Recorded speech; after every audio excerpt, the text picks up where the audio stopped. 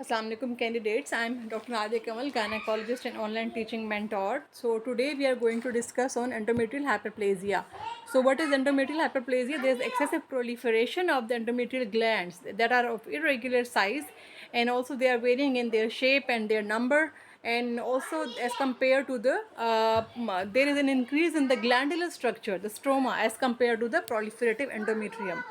So eventually, the risk is that endometrial hyperplasia may eventually progress to endometrial carcinoma, and similarly, it depends upon the level and duration of the estrogen, and also it depends upon the risk of cellular atypia. So based upon this, further endometrial hyperplasia can further be classified into simple hyperplasia and complex, and or you can say it can be the hyperplasia without atypia and hyperplasia with atypia. Now, what are the causes of hyperplasia? A common cause is succession of anovulatory cycles. Now you see, if there is an ovulatory cycle, so what happens that that in anovulatory cycles there is unopposed effect of the estrogen. So if there is unopposed exposure of estrogen, this in turn leads to excessive proliferation. The glandular structure will be increased. Similarly, it may also be caused by endogenous estrogen. How? Like in case of polycystic ovarian syndrome. In the polycystic ovarian syndrome, again, there is an increased estrogen exposure of the endometrium and ultimately leads to endometrial hyperplasia. And we know that in case of PCOS, there is anovulation. Also, the granulosa cell tumors of the ovary. Now, what happens that in granulosa cell tumors, there is estrogen production by the tumor, and ultimately this in turn leads to excessive proliferation of the endometrium, and there is increase in the glandular stromal growth, and similarly excessive ovarian cortical function and hyperplasia, or if you are exogenously taking estrogen, again this leads to endometrial hyperplasia. So the clinical presentation is that in most cases this regress, but what happens that if there is this presents in the peri or postmenopausal age group, then it is significant. So ultimately what will happen that this endometrial hyperplasia leading to an excessive growth of the endometrium and increased glandular growth, there is irregular vaginal bleeding. So this patient will present with irregular vaginal bleeding pattern. So based on this, the hyperplasia can be simple or complex. So simple is basically the one which is having no atypia, but the complex is the one which is having atypia. So ultimately, what happens that there is ultimately thickening of the mucosa or the focal regions. And now you see one important thing: if there is focal, this endometrial hyperplasia is focal, this appears as the polypoid appearance, pale pink in color. And also what happens that curettage reveals the increased amount of the tissue. And hyperplasia on the microscopy, so you see here the glandular component is basically increased, and also there is increased crowding of the glandular component, and also there are cytological features. So this can be depending upon the with or without atypia.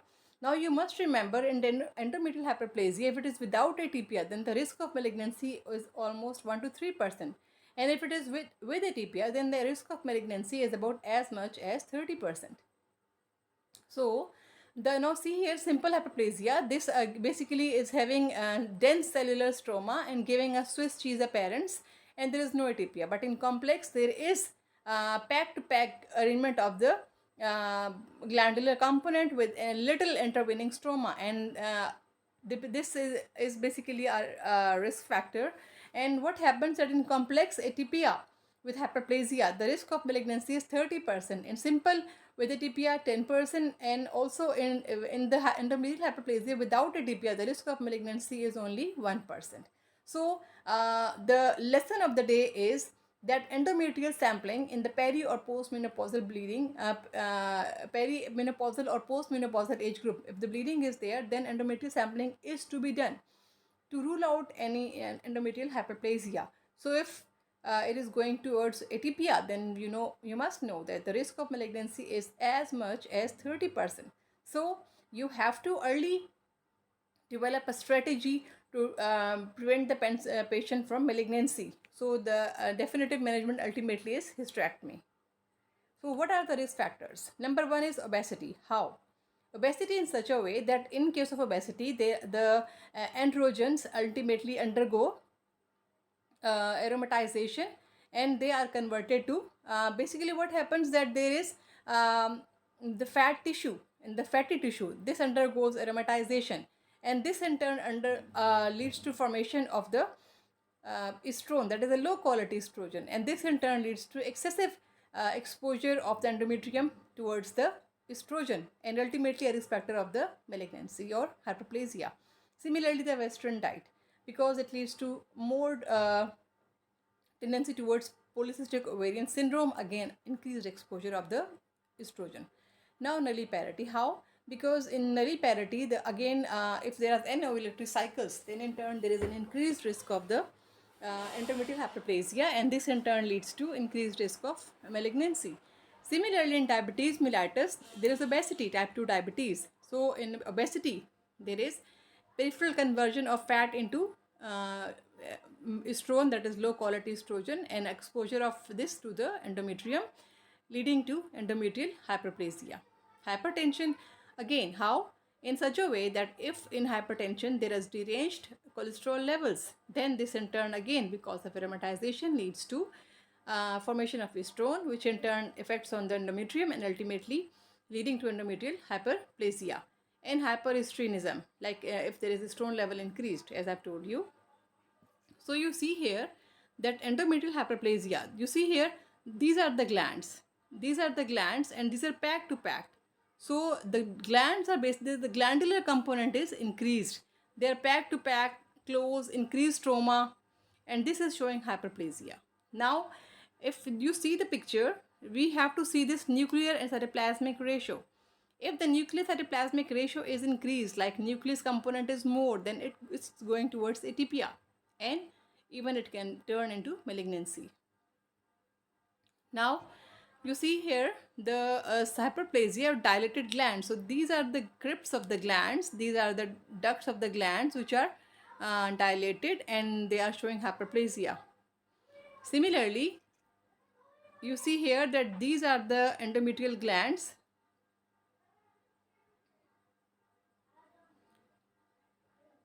You see here, these are the endometrial glands with which are closely packed, increased trauma, showing the hyperplasia.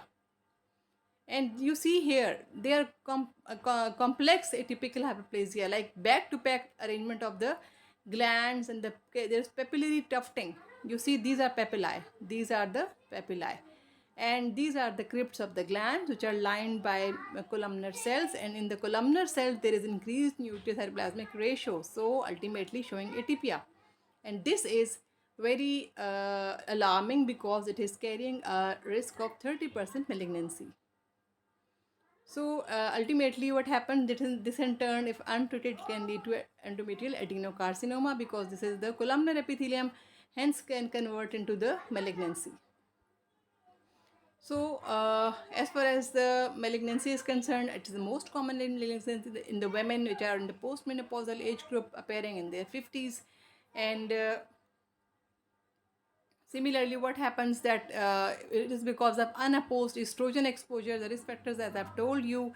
And what happens that patients present with irregular menstrual bleeding, and this can either be diffuse or polypoid in appearance. So we have to curate that area to rule it out and see the picture. Either it's adenocarcinoma in case of 90% of the cases, or adenosquamous, which is a less common type of the carcinoma.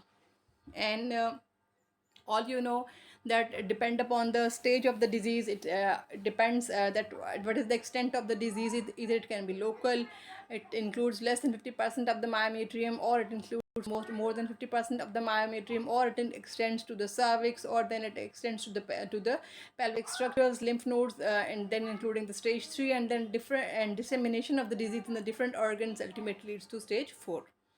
And what are the risk factors? Again, the same, that is obesity, diabetes, hypertension, subfertility, and increased exposure to the estrogen. These all are the risk factors.